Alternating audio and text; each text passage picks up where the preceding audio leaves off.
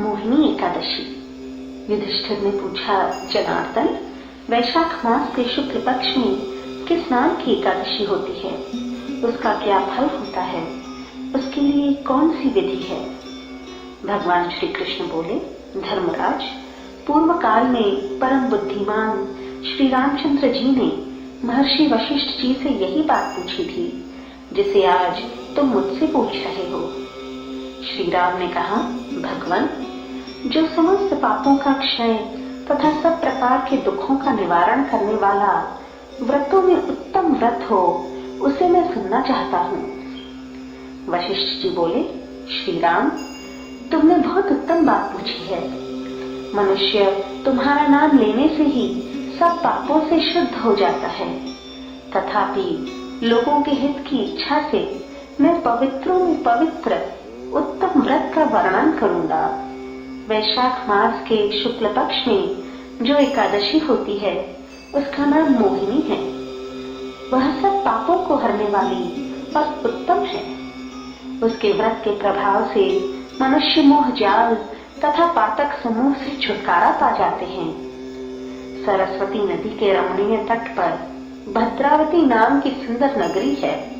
वहाँ धृतिमान नामक राजा, जो चंद्रवंश में उत्पन्न और सत्य प्रतिज्ञ थे, राज्य करते थे। उसी नगर में एक वैश्य रहता था जो धन धान्य से परिपूर्ण और समृद्धशाली था। उसका नाम था धनपाल। वह सदा पुण्य कर्म में ही लगा रहता था।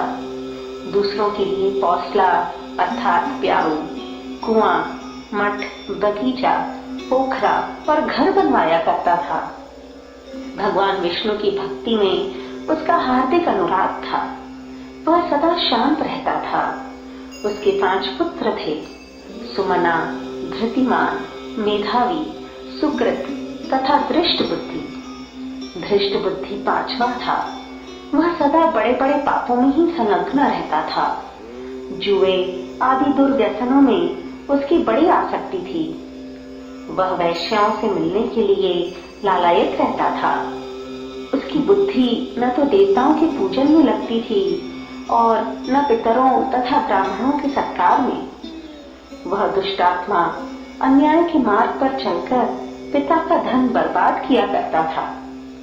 एक दिन वह वैश्या के गले में बांह डाले चौराहे पर घूमता देखा गया।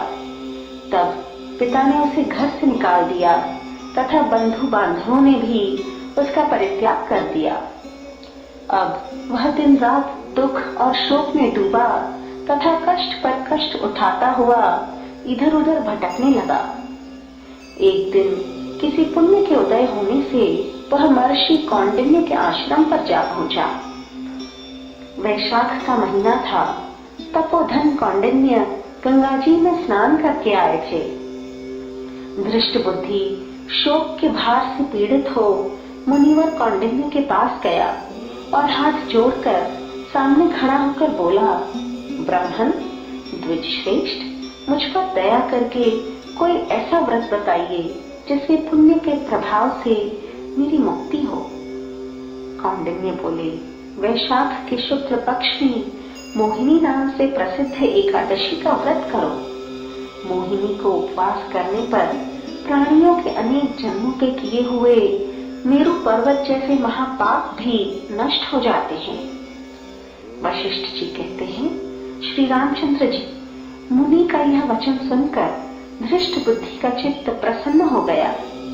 उसने कौंडिन्य के उपदेश से विधि पूर्वक मोहिनी एकादशी का व्रत किया। नृपश्रेष्ठ, इस व्रत के करने से वह निष्पाप हो गया और दिव्य देह धारण कर गरुड़ पर आरूढ़ हो सब प्रकार के उपद्रवों से रहित श्री विष्णु धाम को चला गया। इस प्रकार यह मोहिनी का व्रत बहुत उत्तम है।